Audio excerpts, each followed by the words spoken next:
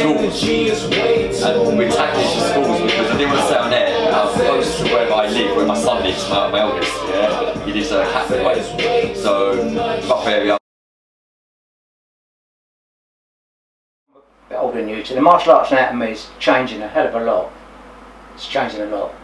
The situation in the street change and people change. What I taught 20, 30 years ago, I don't do that now.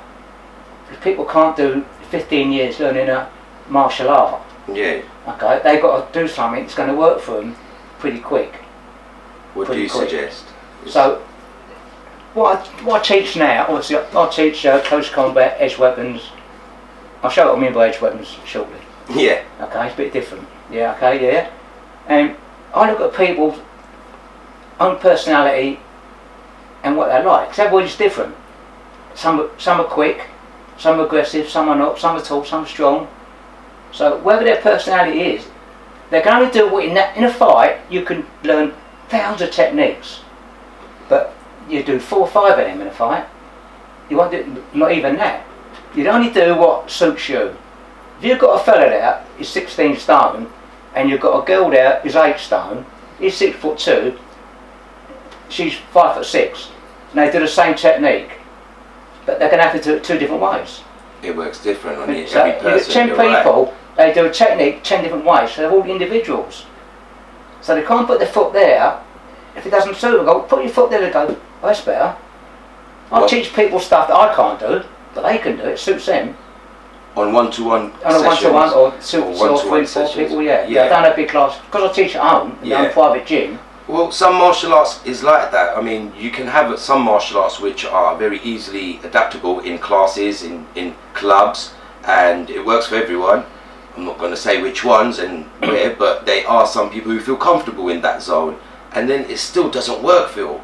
You're right. When it comes to the real situation and they're in trouble, that training goes out of the window. People train and train, and it's training, it's like a nice environment, and I know the people they're training with, and it's fine, because that's what you do, isn't it? That's what you do. Yeah. But in the street, you're going to be scared, you're going to be nervous, and that's what makes you work. If you're fighting, that's makes you work.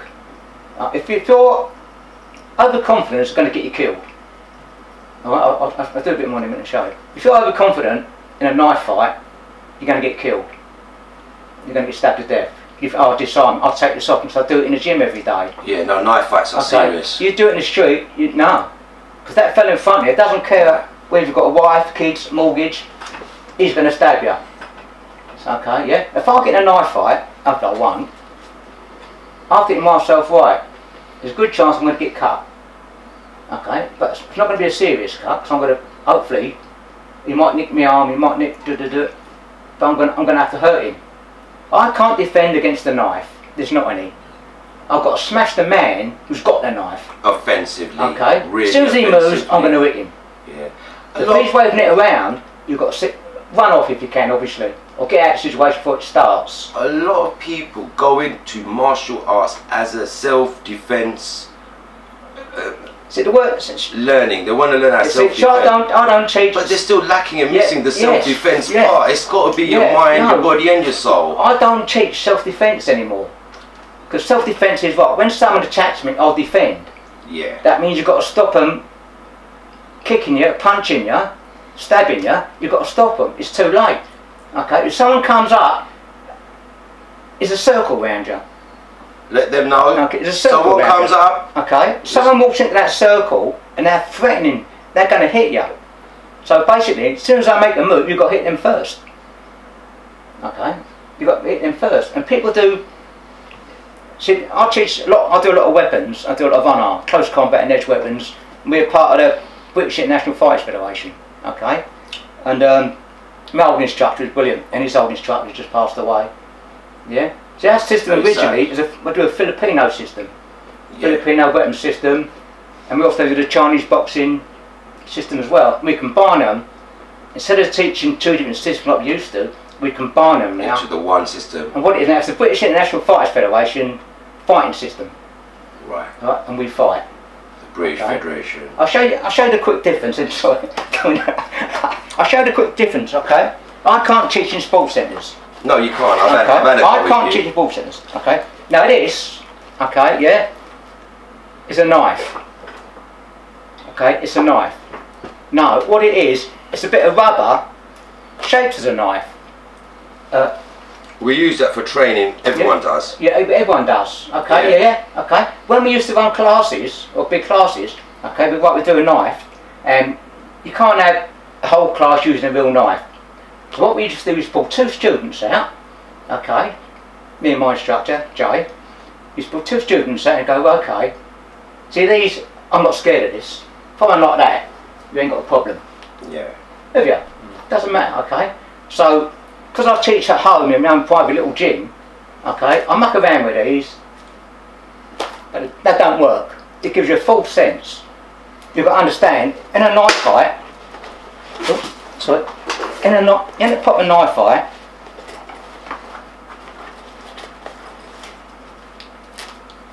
this is what I use, okay? Sharp. Holy macaroni. Yeah, it's dangerous, okay? And when people start grabbing your hand, thinking, oh, I'll grab this and twist it off him, yeah? It's not working. What you're going to do, you're going to put your hand on that knife. Lee, I was training with Phil once, and it was the same thing we've done in the gym. You're going to put your hand on that knife. He refused to train without the real one. He goes, I can't show you it. So he does real knife. These are fun. Okay, you've got to use these as students, obviously, but now and again, pull a couple out and use that. Now, if the instructors are showing knife defences, sometimes they've got to use a real one. Because now, I'm nervous now. Like we've done some before, I'll give you a real knife. Exactly. I'm not happy now. My heart's banging, I'm a bit nervous. Because we don't train together. Yeah. And I go, right, come in and do whatever you want. No, I'm not happy now, I'm frightened, I'm nervous. Okay? And these are real knives. And that is a total difference. Okay? These are the Balisol knives. Oh, that looks very dangerous. Okay, yeah. He's also used sharp.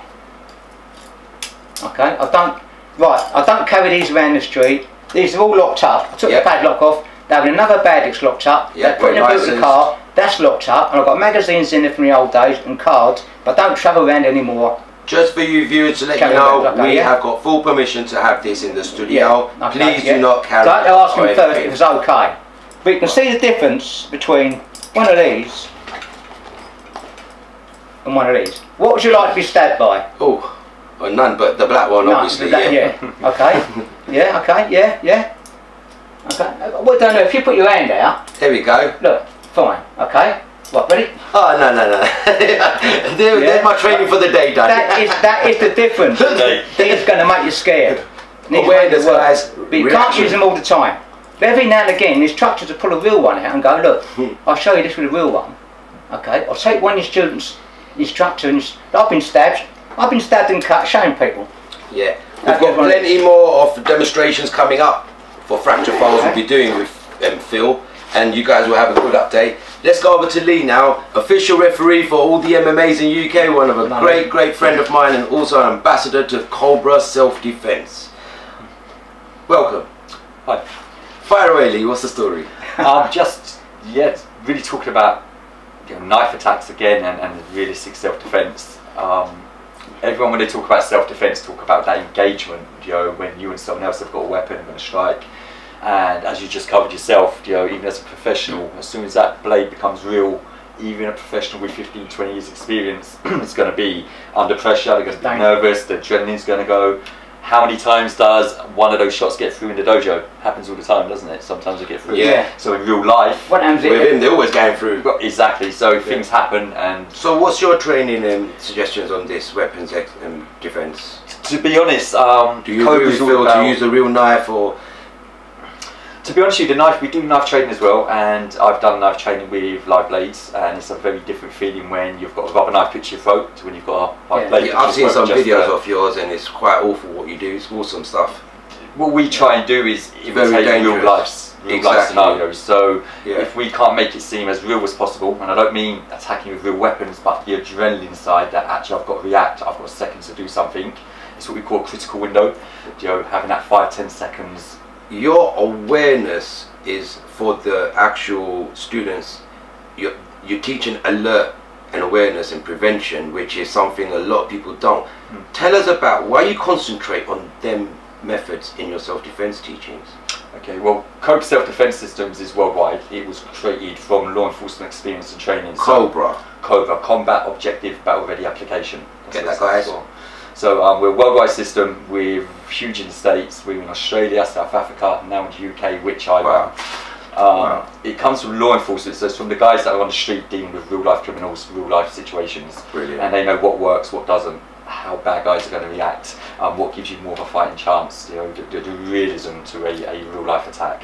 Now, again, when I created the CARP program, which is Knife Attack Response Plan, it was taking into account all the types of scenarios that happen in the UK right now, or with attacks. Real life incidents as examples, scenarios which have been, exactly, could have been dealt with better, so you give out knowledge for the people out there. Yeah, well, one particular case that we used a lot to form this knife program, I'm not going to say names or details, in fact I have respect to the people involved, but it was an incident where a young lad had gone down the shop instantly, and he happened to talk to a friend who was a gang member. Okay. And a car pulled up and they jumped out for his friend. And his friend run. Oh, worst kind of He scenario. stood there for 5 seconds thinking I was okay, and unfortunately he wasn't. They targeted him, misassociation. Now, when we looked at this, That happens a lot. yes. Now, what we looked at was he had 5-10 seconds to actually react and do something.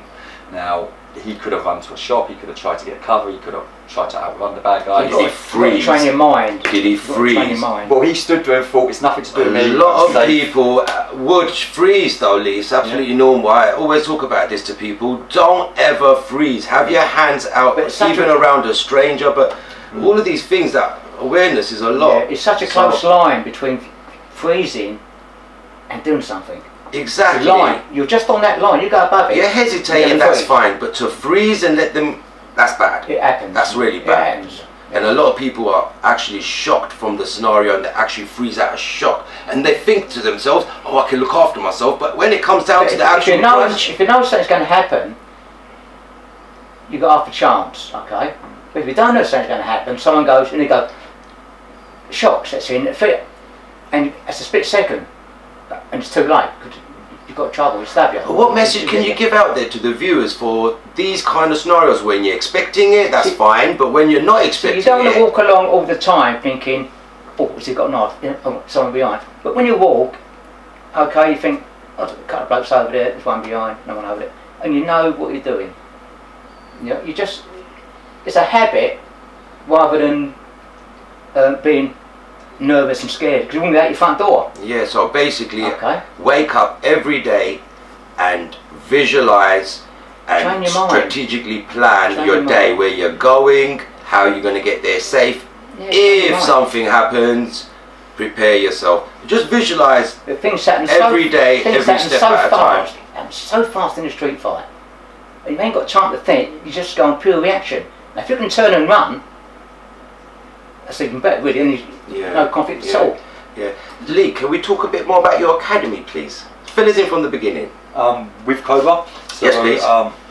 Like I said, with Cobra, Joe, I'm a second dan black belt. I've been teaching martial arts for the last 15, 17 years full time now. Yes, you have. And I did that to help protect people, give them self-defense, especially innocence. Brilliant. And when I come across Cobra, what I started to realise was simple martial arts, i.e. kickboxing, karate, Brazilian Jiu-Jitsu, whatever you may train in, doesn't really equip you for how things unfold on the street. So when I come across Cobra self-defense systems, I was actually recommended to them by my teacher, who I trained under, and he sort of said, this is the way forward.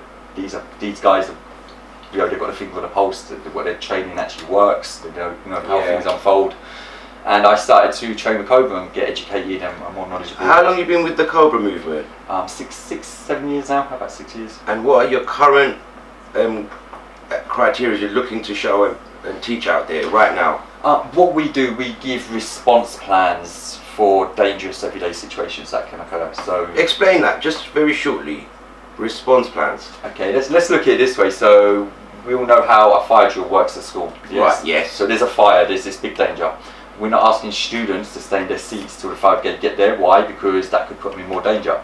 We're not asking them to run towards the fire to try and tackle it. What we're giving them is a emergency response plan that actually to get out safely. A full process. Yes. Brilliant. So what if I see now there's a guy coming down the road being aggressive, he's got a weapon, I want to go into that fire drill mode, that I don't want to run towards the bad guy. I don't want to sit in my seat and wait for the fire to get to me. No. What I want to do is look for options, barricade options, things that I can get in doorways or obstacles I'm put between me and the bad guy. How can I get out of sight? So this is realistic self-defense now. It starts way before. So it's in depth. It's quite a lot. You fill out in the criteria, and you teach a variety of movements in your martial arts school. Well, we try and teach people how to, first of all, avoid being that victim, being in that dangerous situation. Right, exactly. Brilliant, which is priceless, really. And as a last resort, if I'm having to use self-defense techniques and fight someone with a weapon, especially, then that means either all my other options have failed, or but still they weren't available to start with. I use a surprise attack or happen instantly. Are you doing online seminars by any chance? A lot of dojo and academies are going online. Are you working towards that? Are you going to be in that direction soon? Yes, Cobra already worldwide delivering online. Worldwide will be able to be enroll, sign up, and also train worldwide soon on web. So Mr. Lee FOLLEN is now the ambassador for this, and he's going to be promoting the academy online as well as the academy. We've had a mad time right now in the world. It's just a different place, but this will always stand that self-defend yourself. Like you said, the investment part, insurance and all this. People need to invest in their property, insurance, car invest in yourself. In fact, you're around new people and strangers every day, especially the way the world is at the moment. Give them that message. That was brilliant. The biggest thing you can invest in is your own personal safety. I'd like to say as well, I know a lot of people go, oh, I love to train with them. Years ago I've done karate, I've done this, done that, they've got married, got kids are growing up, and they got, oh, I'm too old now to train. I'm too old, I'm out of condition. No, you can do something. I was once upon a time I was going to try to start a school teaching older people a bit of self-defense. A lot of them have done stuff anyway, a bit of self-defense and a bit of awareness, you know.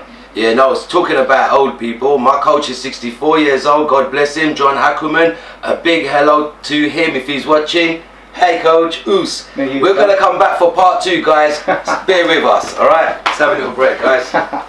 Little break.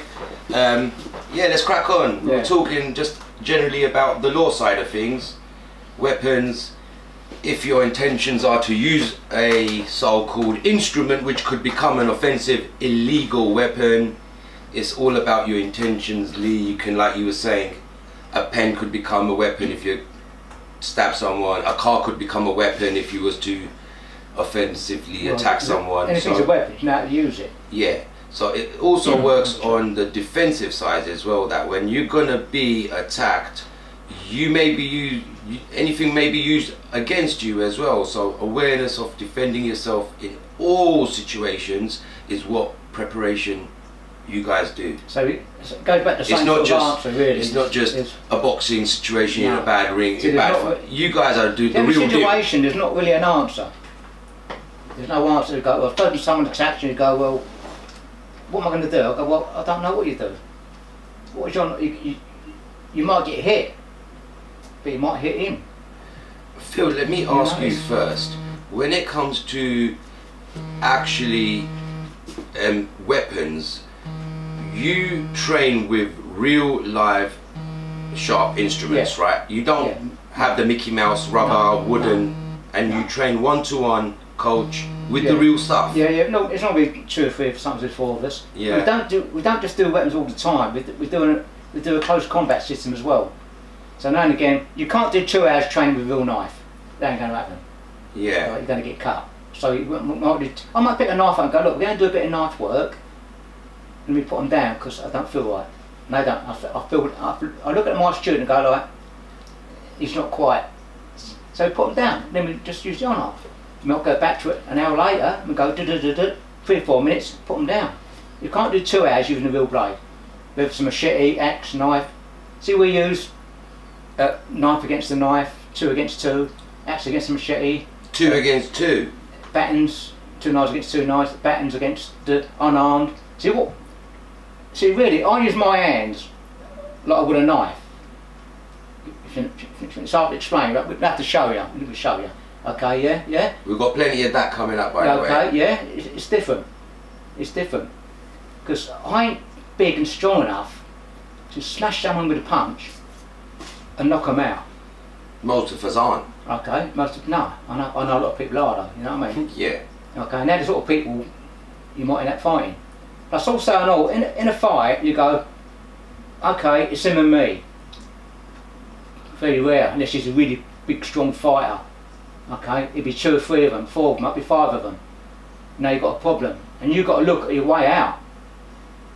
You go, right, there's a door over there, I've got to get through them to get to that door, because I can't get out. Yeah, sometimes the attackers are stopping you from and exiting. And if they come towards you, like a pack of wolves, you've got a problem.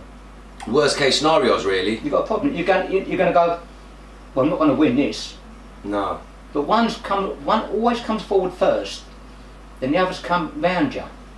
Okay? So sometimes you've got to go, the door's there. Well, I'm going to go towards this fellow at the end, and they're going to surround you. And I'm going to bang you really hard and get out.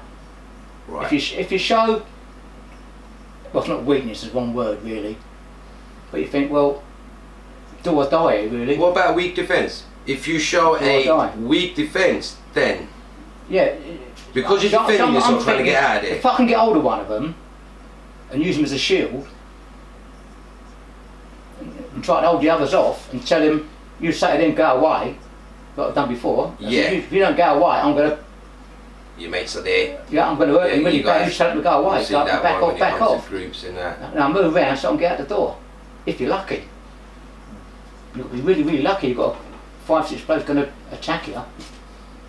You've got a problem, serious problem. And if you can't get out. Lee, we were talking in the break about certain alerts, alarms, drills when you've got emergencies, and you prepare yourself for those emergencies, i.e. fire alarm, and you prepare yourself to leave, follow the line, don't panic, have a protocol to exit. You were relating to this with your martial arts self-defense classes, and you were saying that it's good to actually train for that kind of alertness. Could you tell us a bit more? Yeah, having it's what we call having a response plan. So, you know, some of the training courses we do, for instance, with parents, our child abduction prevention program, we say to parents, what is your plan, your strategic plan for your child, that if an adult approaches them, you know, what do they do, A, B and C, to stay safe in different scenarios. So, you know, we give an example, for instance, if everyone's on a cruise liner going along the ocean and it sinks, everyone jumps in the water, does everyone die? Well, no, the ones that have been trained how to swim have a fighting chance. Does that make sense? So knowing how to react when you hit that water at that point gives you a huge advantage, because you've got that response plan. Don't you agree that maybe academically they should be teaching more of this stuff in institutes like school and colleges? I'm actually tackling that at the moment in certain boroughs. We've worked with certain schools. Oh wow. We've also got certain meetings that are coming up, but unfortunately due to the COVID situation, everything's being postponed at the moment. And we've got a lot of people backing us trying to get this type of training into mainstream schools, because they're required to do a fire drill once every term. So you're talking 4 to 6 times a year to do fire drills. Yeah. When was the last time you heard of a school burning down? You know, we're hearing about knife attacks on the street every day, and sometimes in schools even. So what we feel they should be giving them is, even if it's a 2-hour workshop on just how to react. It doesn't mean learning self-defense, but like the fire drill, if you find yourself near a situation, or the type of people or areas to look out for that could put you in danger, or worst case scenario, you are the intended target, what is your response plan? Now, we're not talking self-defense again, that's the last resort. Yeah, we was mentioning this, bullying awareness and self-defense awareness isn't what we're talking about right now, guys. What we're talking about is prevention from bullying and getting attacked by defending yourself. It's not about talking about it no more. All situations, you know, a lot of people want to make awareness clubs. It depends on the person's natural instincts. Yeah. You know, it's very, very difficult. Yeah. So prevention wise, how can we tackle knife crime or knife attacks in young societies in all different backgrounds? There's not much. Everybody in the country is asking that question. There you go. And what do you suggest would be a good solution for this? At the moment, it's going quite bad. Would you suggest it becoming an academic learning, like say for example the driving test? You go through a theory and then you go through a practical. What would you suggest in in a scenario where you have no knowledge of self-defense as a young man or young lady? Obviously, if you've got no knowledge of any self-defense at all, your basic instinct should be to run if you can. Obviously. Yeah. You know, only time I see people run and there's a gang of kids chasing him. You know. But this is where you got a great point, Lee, and I'm sure you would agree as well, Phil. I'm sure you're being very, very, you know, honest, and I really appreciate your honesty. But you would actually tell them to prepare themselves. Prevention. And a protocol to this. What you don't want to get is a self-confidence thinking, I can handle this situation. Okay, that's when you're going to get hurt. Now, if you're scared and a bit frightened, okay, your mind's working so fast, and you're working on a scenario going like, what, I've got to do, and whatever you do is what you do. Lee, this comes back to a very good point you made earlier as well. I'd like to repeat it once again for all you viewers out there. Investment, like you said, insurance and everything. Invest in yourself. Yeah. Repeat that, please. It sounds so cool. Like I said, everyone, you know, it's a everyday thing to make sure that your car's insured, your home's insured, you know, your items are, and obviously we get burglaries, car crashes, and that happen. But again, it's not a daily thing that affects a person's life, like being around strangers and maybe potentially being near an attack or being targeted as a victim. So a lot of people slacking, then making sure they invest in themselves, making sure I know how to react to these situations. How invest in yourselves, guys. Yeah, having a safety plan for you and your family. So it's not, when we say about self-defense, say you're at a theme park, you know, I think there was an incident a couple of weekends ago at Full Park where there was a stabbing and they shut the whole place down. It's on lockdown. So say for instance you're close by to that, you want the intended target, but a chaotic situation that's life-threatening kicks off. What is your go-to procedures to get you and your family to try not to end up getting caught up in that mix or being the next target? You know, a lot of people stand around watching or get the cameras out, and you're in the danger zone at that point. You're not thinking logically for your safety. Also, sorry to interrupt you, Lee, but you made a point about investing in yourself, and people insure their cars and everything, and they don't think about getting burgled or even attacked. Let's just quickly, I just wanted to make a quick point out of the note, that my cousin was burgled last Halloween, and he was absolutely traumatized. He was gone into depression over it. It was such a bad time for him. And I was thinking to myself, it's terrible. You've got everything replacement you need. But someone's broken into your private... But this is the fear factor now kicking in. Of course it is. If you feel that bad and awful after being burgled, you guys really need to understand how you would feel if you was to be attacked. I know people actually sold up and moved, so couldn't live in that house again. If you was to be attacked on Halloween, for example, and you had a couple of stitches or a broken arm or a black eye, I promise you'd still be suffering from that fear factor. It was nature. Exactly. So it's very, very, very important to invest in yourself, guys. Like Lee said, and like Phil's saying, invest in yourself and have a protocol. Keep yourself safe for yourself and your families at all times. We promote self-defense only. We do not promote any violence. We do not promote any knives. Please, if you want to know, we are all ambassadors here for anti-knives and no more knives on the streets. We're working very closely together to help the youngsters understand that there's a lot of things they can be doing rather than getting involved in petty little knife crimes, which are very effectively destroying lives at the moment. You know, maybe the law doesn't help, maybe the parents aren't educated, maybe the teachers aren't educated, but guys, we are. Reach out and contact any of us. You know, that's what we're here for. We're here to make sure that those people who feel vulnerable and they can't reach out, all you youngsters, even if you're, you know, in your 40s, all backgrounds, we welcome you all. Please reach out to us on Fracturefilez, all platforms. Lee FOLLEN on Facebook, official, you'll find him. Phil CHEN on Fracturefilez once again. He's always a click away from you guys. I'm Fracturefilez from 5 Rivers Radio.